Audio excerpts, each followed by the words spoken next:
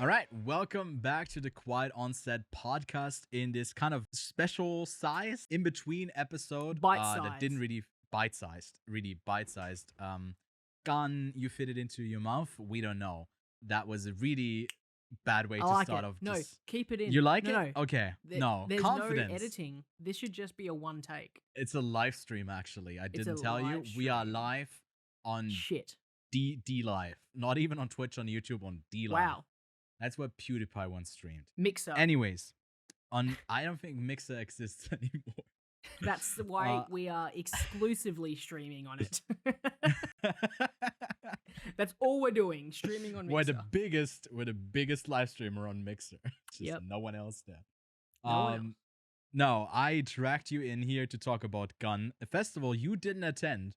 I didn't did. attend. I wasn't And there. now I'm I could get a yeah. suit. I could, if do you want me to put a tie on, because I'll make it seem like fancy. like you'd like. you are. Like I'm I there. have a tuxedo as well, which actually Did you this get is gonna me a be hat a as bit. well? You didn't Yeah, get me a yeah, hat, yeah. I did got you? no. I got you a hat. I got you. You're, It's you're just just gonna send me that. It's hat, just in aren't the you? other room. No. Oh, it's in the other room. No. There were different Just like, hats as how well. the fuck do I get another hat? You're just like Googling it right now. I was actually just thinking about how do I get another hat. Because like I messaged a bunch of people who were like, yo, there's like there were like 4 or 5 different stores where you could get gun merch. I didn't realize there was And a merch store. there were a couple merch stores. They are leaning heavy into this whole event. Well, actually, just before I get into that, this episode we're gonna talk about the films, but it's less like press coverage. We're just gonna talk about my experience a bit more. It's a bit more laid back. It's not like the typical press coverage that you would seek for Gun. If you want that for all the reviews, the Ewan Graph podcast is your place. I got a review for every single film I saw at the festival. Go check that out. It's linked below. But here we're just laid back a bit more. See this as the Patreon, like a Patreon episode, like an exclusive bonus episode that you're just getting for free right now. But yeah, Lachlan, you were about to say something. Sorry, I cut you off. Is this your first Gun? Gun experience? Oh yeah, of course. Because the Yes, thing yes. is that maybe something that has to be noted. We didn't get in this year through press. I work at a cinema. I do a bit of the programming there, and it was basically an opportunity for me to go there because I was just like reaching out. We never really go there for our like smaller theater that I work at. I was just like, going for it, and Why not, I got in. right? Why not take the opportunity? And in the future, we are looking forward to. We're trying to do this as press, and then we would also cover it a bit more. But now I was in industry, so there's no real obligation to cover it in any sort of ways. This is just for funsies, which is great. I mean, it's casual. But next year we do plan to go there. The two of us are actually doing like full coverage for the festival itself. Something really to look forward to, and it's nice because like it can be a bit overwhelming being there for the first time. I gotta say, because as soon as you've done it once, it's like going on a roller coaster. You're totally fine, but the first time you're there, it's like really crazy because like, oh shit, there's a dress code. I gotta like wear tuxedo. What? If you press, actually, you never have to wear Everyone's those. speaking French. That is terrifying. Like, Yeah. I don't know how people See, do it. if we went, if I was It's- also there, oh you'd my have God. to translate everything for me. Well, the funny thing is, like, I speak a bit of French, but I don't really like the language. Sorry, but Wow. so I don't really speak it. Welcome back as to the much. Quiet on Set podcast. We hate French Well, we people. hate on French people. We hate French people. As soon as they notice that you don't speak French well enough, they're like, English. It's like, okay, yeah, fair enough. But I'm gonna rock up there as an Aussie, and they're gonna be intimidated by my terrible English. I was a bit sad that I did not meet a single Australian person because I was trying to replace Really? you emotionally for the time. I couldn't. Oh, wow. I didn't hear anyone. The loudest people, as you'd expect, were always Americans. They were just, I don't know. Hearing an American in the wild is different than like hearing them through your screen. Because like somehow, I don't want to piss people off, but somehow it was a bit annoying to hear them because they're louder than everyone else. For some Welcome reason, I back don't to the know why. Quiet on Set podcast, where we hate on Americans. We're not Top Gun Maverick. We hate everyone. Wow, we are just hating on everybody. I'm Swiss, by the way. on We're this. neutral. Wow, you're neutral. Okay. I don't know. Do you have any questions about my experience before we, I guess, talk a bit about the Well, highlights? first of or- all, you said like a dress watch code, list? right? What Yes. kind of fucking Oh, dress yeah. code do you need to have at this film festival? Like, you telling me I can't rock up in my trackies and... The thing is, I thought this was gonna be, even for just the casual screenings that aren't like big red carpet premieres, you'd have to Mm, at least be like in a nice shirt and maybe a jacket, of course, something nice. of course. Turns out I was totally wrong, and I looked like a doofus on my first day when I went to the Agnes Varda Saal, which was just like a reshowing of a Coupe, the remake of One Cut of the Dead was the first film I Right, caught right. after the opening. It was the second day, like 11 a.m. showing, and I rocked up in a really like in like a gray suit type of thing, and like in nice shoes, and everyone around me was just like in a t-shirt and like shorts as well. And it turns out, okay, for most of the screenings, they don't give a fuck, although they say like, well, proper attire, or like something that works. I think maybe sandals wouldn't be what they like to see, but they're not sending you away. Yeah, Difference is when you go to a red carpet premiere where like all the actors and directors and everyone shows up, they don't let you in if you're not wearing a tux. They don't let you in wow. as a woman if you're not wearing an evening dress. And I didn't see any men be turned away. I just saw a swarm of tuxedo wearing men everywhere. But there was a woman not wearing a dress. Actually, well, two were there, and directly in front of me, and they got sent away, and they were like, well, can't be here. And like it was really snarky, bald, 6'3" French dude who was like, well, you got 30 minutes, so make it work. It's like, damn, Yeah, so cold. Jesus. But yeah, and then immediately afterwards, after they were sent away, I saw a guy in the worst looking shirt I've ever seen, like opened, and like it was like a pink something underneath, not a tuxedo at all, just zoomed past us. It's like, how is this dude getting in? But I don't know. I don't know. It very much, those premieres were not for press people, because usually there was a screening at the evening of the new big films, usually like free a night. After 7 p.m. There's the dress code. So simultaneously, in the other cinema that's about equally as big, a bit smaller than the Grand Lumiere theater, the Debussy style, there are the press people watching the same film, Hmm. but they're in a different theater, and they don't have the dress code there. So that's usually, they get to see the movie at the same time, as with press to cover it, but they don't have to go do all the fancy stuff around it. And I gotta say, like, I enjoyed it, but you can see that there's a lot of like rich people there as well. Like, Yep. just like they got a ticket because they're rich, which is totally fine. But yeah, that's that. I guess a long segment on the dress code in Gun. Excellent. I guess I'm running this podcast today. You are. I don't have show notes. I've still got the show notes up from like the recording, the Top Gun recording, I should say. How was the booze? How is the booze? I don't think I drank alcohol a single time, because I was like, Oh I'm wow. alone. So there's after parties, and I wouldn't even know if you get into any of those easily. I have See, no we clue. when we go, if we can get onto the red carpet and interview people, we have to befriend someone to get them to invite us to the after party so we can fucking show them how to party. There's we can show And when them. I mean It's just and when like I mean show them how to party, I mean you and you just gotta start reading Schindler's List and finish it the next it's such a deep cut. There's like two people who could possibly get that joke, but it's no, I think we talked about it on the show before. I don't know if there's like that many deep cut fans of the show. Uh, throws me for a loop. But no, on the red carpet it was actually funny because they um you walk the red carpet, but you usually are like right at the steps, and they let you up if you're not like an morning. important rich person.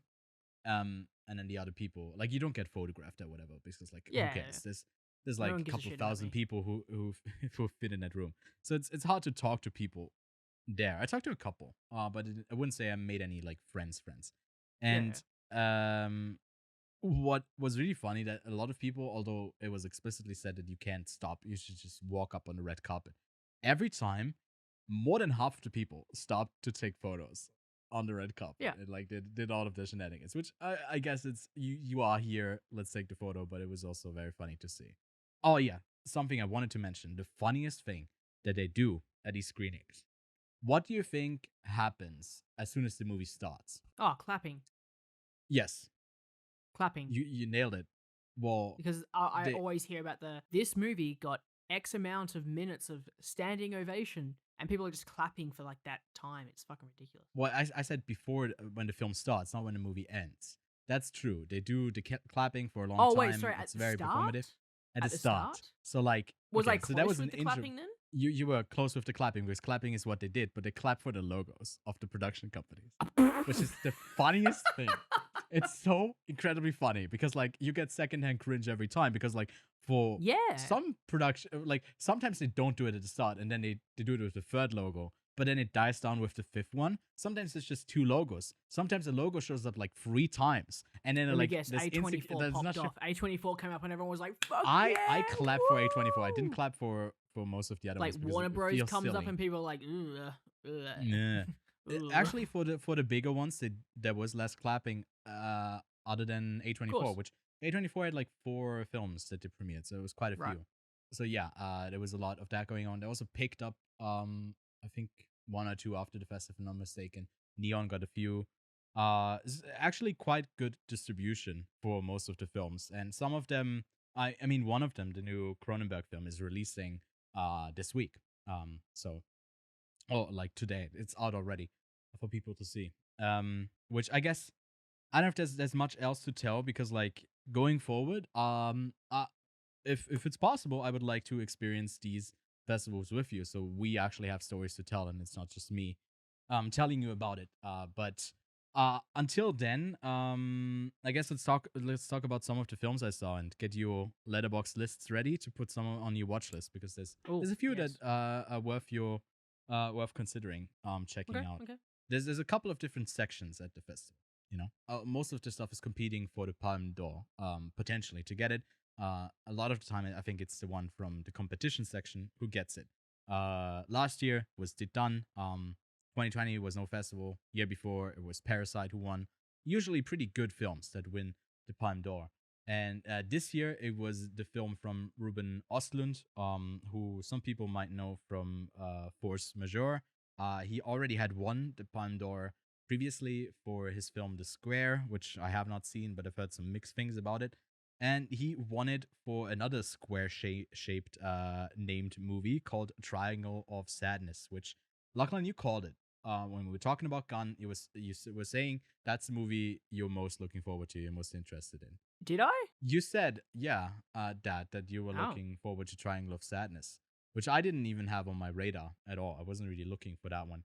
And Cool. yeah, it was for me. It was also the best film of the festival. It's this really cynical portrayal of, I guess, rich people, and it starts off with this couple who are both models, and they go on a cruise ship, and it's like segmented into 3 separate bits to movie. I don't want to spoil it at all to ruin the experience for everyone because I think where the story goes is actually a big part of why this movie works. So I think if you've seen the original trailer for the film, don't watch anything else that comes out until then. I wouldn't say don't really read like the rest of the story. I think it's really good going in fresh, and I think that's the best part of a festival is like you get to experience movies for the first time, and you're actually the first person to see it as well. And you also get to see it with a huge audience who's into cinema. And this movie was a blast. I hope this gets like a big theater run. It's been picked up already, obviously being a winner. And it's probably going to release later in the year. So yeah, I think deserved win for Triangle of Sadness. The new Correda film was something you probably had on your radar as well, right? Broker, which had an interesting logline because that kind of undersells the story. It says like something about a baby box that kind of connects a bunch of characters, which is the movie. Hmm. The movie's premise is the slightest hint of a spoiler, I guess, but it happens. It's literally the start of the film, but it's Sung Kang Ho's character is the one who works at the facility where mothers are dropping off their children and like to I guess give them up for adoption. And they don't have to show their faces; they can just do it. But the thing is, there's a legal kind of problem that if they leave a note that they will return, they can't be put in the process of adoption. Because like it's unclear if that's the Hmm. intention of the mother. So they're kind of in this um legal in between thing, And now, before authorities realize what's happening and they would have to deal with that, Sang Kang Ho is a character who snatches up these babies and then sells them. Dope. Yeah. Dope. So that's the movie. And it goes in all kinds of different directions. Has a great ensemble cast. And yeah, it's very charming. So Very great cool. film. That was my second favorite from the festival. Followed by the new Park Chan Wook film, who some people might know for Spike Lee's Oh Boy.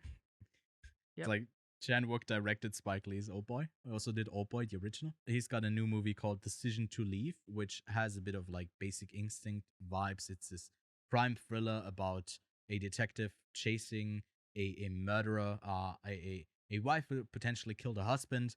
And then there's an interesting dynamic between the two that kind of ties them together. There's a lot of like interesting symbolism there that ties to the sea and to mountains, and it's a really dense movie in its themes, but it's like he has that capability to make something that's really easy to consume and really simple but also super complex, and to find that kind of in between is his speciality.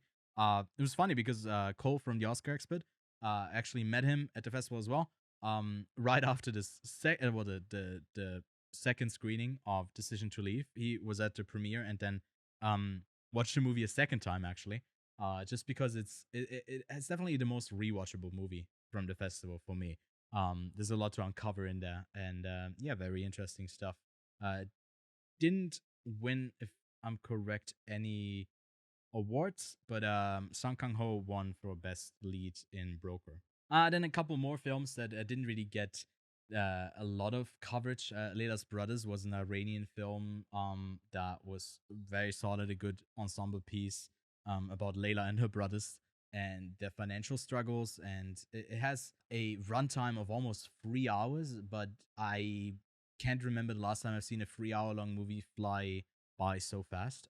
It was very engaging, and although it was kind of a big ensemble and like a lot of like talking over each other at times, it didn't feel overcrowded, overstuffed at all. And then the new Alex Garland film, Men, that we'll talk about in a couple of weeks once it actually releases as well, had its premiere at the Directors Fortnight. So I think that's part of Gun, but it's outside of the like official selection, but it's like a different kind of selection. Didn't really get that aspect, but Jesse Buckley was there. So that Yeah. was cool. Also because they did a Q&A after, and I was like on the very edge of the theater. So I can say that like the closest I got to a celebrity was her, because she was like, I don't know, like she was like less than a feet away from me to make it appealing to the Americans. But yeah, very very close. I was like, damn, that's I know you from movies that I really like, so that's cool. Other than that, I think Holy Spider was also an interesting film that got a bit of traction because there were some protests on the red carpet. It was an Iranian film, another Iranian film about a prostitute murderer and then a journalist who uncovers kind of that systemic suppression of actually trying to get this guy. There's no real interest from the authorities to catch him, so it's kind of up to her to do that. And very solid film, but super controversial because it shows a lot of like the killings, like the whole thing. And it's like, well, do we need that violence, or is it actually like part of that it is so hard to watch to actually make sure we don't have that disconnect? So it's the whole like last duel argument over again. It's like, I don't know. Which one was that one? Sorry. Oh, sorry, I didn't say. Did I say the title? It's Holy Spider. Holy But I Spider. think it was a solid thriller worth checking out. The female lead actually got best performance, best lead performance award in the feature section, and deservedly so. She was really good in it. Something that tied with Grand Prix with another film was Stars at Noon. Claire Denis' new film, which you might know her from that space movie with Robert Pattinson. I'm blanking on the name right now. High Life, which was the worst film at the festival, and somehow it got an award. It was terribly bad. Originally, it was supposed to star Robert Pattinson, but then he got out, and some other dude, blonde dude that I'm misremembering his name right now, and John C. Margaret Riley Qualley. and Benny Safdie. What? Benny Safdie is in this, and it's his worst character that he's played so far. It's I really have a there's some it's a controversial movie. Like, there's a really lot of different opinions about it. I just thought it was so incredibly annoying to watch. Like, it was the closest film where I was actually considering walking out, and yeah, it was just very repetitive. Not As even like the Cronenberg movie. You would okay, stay for the well, let's Cronenberg actually movie. get to that. Let's actually get 'Cause to I'm, that in I'm a second. excited to hear about this. Stars at Noon, really disappointing because it's like uh it tries to be about so many things on the side, while she's like struggling with herself as well, kind of stuck in South America. Yeah, it's just a lot of different things. It doesn't nail anything. But speaking of walkouts, there was a lot of press coverage coming from the new Cronenberg film Crimes of the Future with Viggo Mortensen, Lea Seydoux, and Kristen Stewart. A lot of people were talking about there were just so many walkouts out of that movie, and it's part of the press thing. It's probably the same with Deep Done to make it like controversial and like steer something up. It's like, ooh, so many people walked out, so I might enjoy it. No, the movie is not even that disgusting with the stuff that it shows. Most people that left for my screening, which wasn't a smaller one, a small screening, I'd say it was like max 10 people, which is actually like quite normal. A lot of people, apart from the premieres, people walked out, which is kind of more normal. Not as much as they do at the Berlinale, where it's like crazy how many people walk out, but nothing special. People walked out when the movie was boring Right. at like those points, and not at the gruesome nature of some of the stuff that happened. Because like it's actually pretty tame in that aspect, and overall, not really a good movie. Right. It's has a lot of like awkward performances in it. It focuses so much on the world building, but it's actually so much narration and setup for characters that aren't really interesting. And also, this is not a spoiler, but the movie just kind of ends, and it's not done. The movie's not done. It's got another like half an hour Ta- in it of story, and it's just done. And I was like, huh? The movie's just done. It's just like credits. It's like what? It was just All a right. bit of a mixed bag for me, a bit of a disappointment. I was actually I didn't really care, but as soon as the movie ended, I was like, damn, this sucks because Lachlan was looking forward to this, and I think he's not. He's gonna be disappointed by it. So yeah, that's Crimes of the Future out now. Go see it. And I guess give me your opinions, but maybe I'm totally wrong, and actually there was something quite fun about it. But it has a lot of like the aesthetics that it's going for. Obviously, it's a Cronenberg film, but it never really gets interesting. It's just like Mm. tries to be weird too much, if that makes Okay. sense. You know, another movie that was certainly weird was George Miller's new film, 3,000 Years of Longing. Oh yeah. That's based on a That short looked story, kind of if dope. I'm not mistaken. That Yeah, looked dope. it was funny because like I think I tweeted, I said like, well, I'm gonna see the movie before the trailer comes out, so I'll have Ha- to react to the trailer after I've seen the movie. Yeah, I think that one also has a bit of a disappointing direction that it goes in the latter half, because I think it's advertised in the trailer that it's a love story, right? Um, yeah. that's like I going into guess. that direction, and it's not really that from the get go. So it's like it has a weird approach to tackling that because it's Tilda Swinton and Idris Elba as a genie. He comes out and then he tells a bunch of stories, and that's really fun because he like then tells basically his life story, being locked away and having seen, I guess, 3,000 years and longing to be out. And it's just a fun movie until it like takes a U-turn to do something else with it, and it just didn't really work for me. I don't think it's a bad movie though. I think it's super entertaining.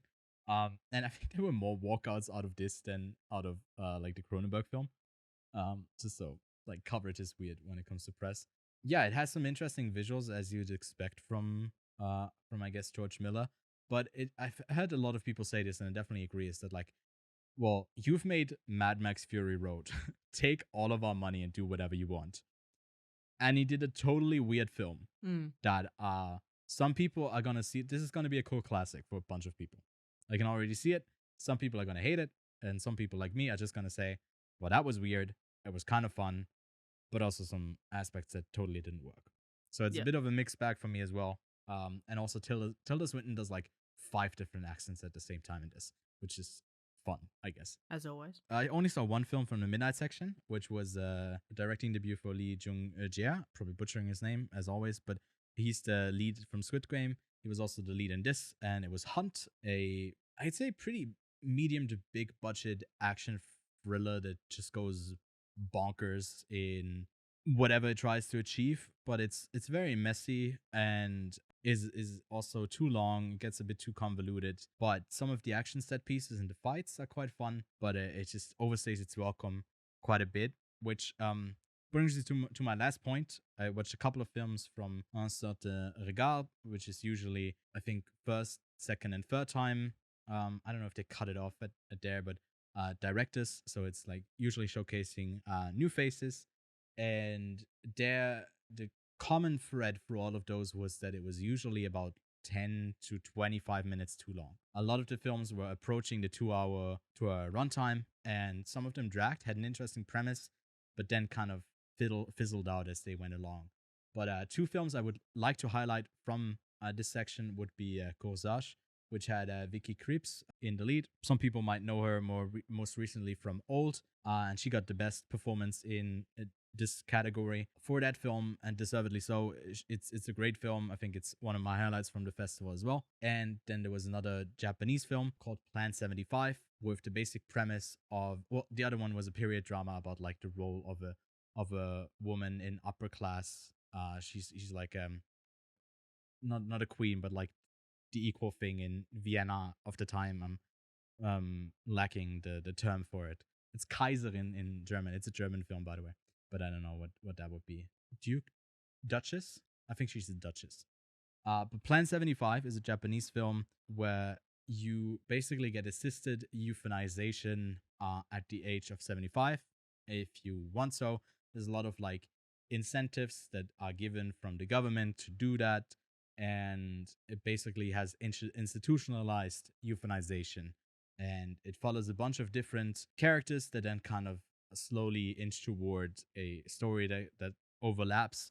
And it's just a well done movie that again suffers from being about 10-15 minutes too long, but other than that, I think that's another one that I would say people should put on their watch list. One film that won the Grand Prix, tied the Grand Prix with Stars at Noon, and that was Close, but I did miss that one because I had to leave on the day that it premiered.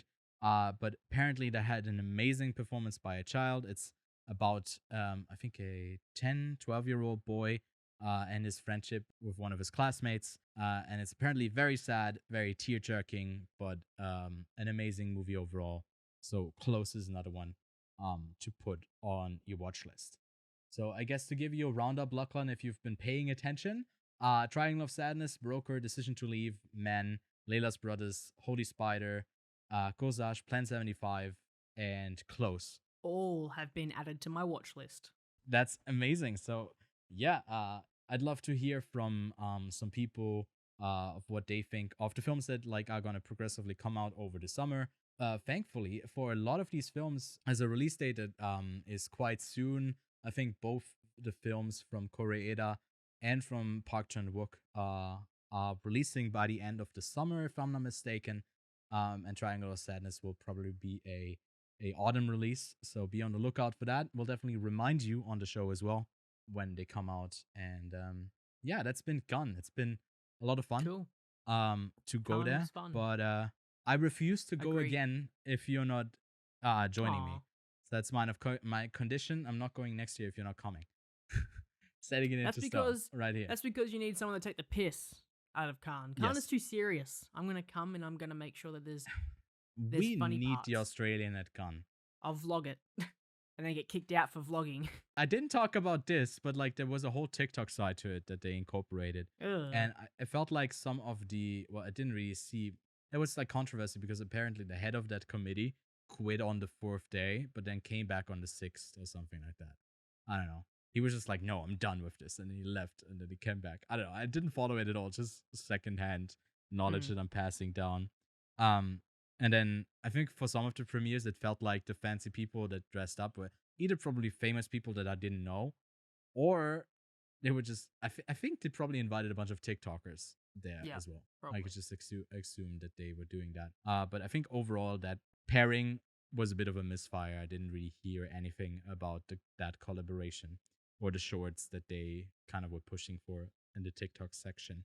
of the festival. Yeah, Cool. next year we'll be back with festival coverage during the festival is the plan, and further down the year we'll do some more for our upcoming festivals, and yeah, be on the lookout, and hope you enjoyed this bit of a different approach to an episode. It was just kind of a bit of a it was Mini series. it was a bit of a mini series, something in between that you're getting. And yeah, go leave a review if you enjoyed this. As always, stuff linked below to all the films that I talked about, and go give the Young Graph podcast a listen if you're interested in my extended thoughts on all the films that I watched over at Gun. And then that's it. Lachlan, do you have any parting words you would love to share with our I will Gun see audience? Khan in 2023. Hey, yo, see you in 2023. I'm gonna get one of those cool hats that you've got. I want to get a hat like that. I definitely got one. Wait, actually, I got one right here. Oh no, I watched it and it was Ah, gone. fuck, damn, I was, damn. and I'll get you another one. All right. Get you another one next year. All right, see you in 2023.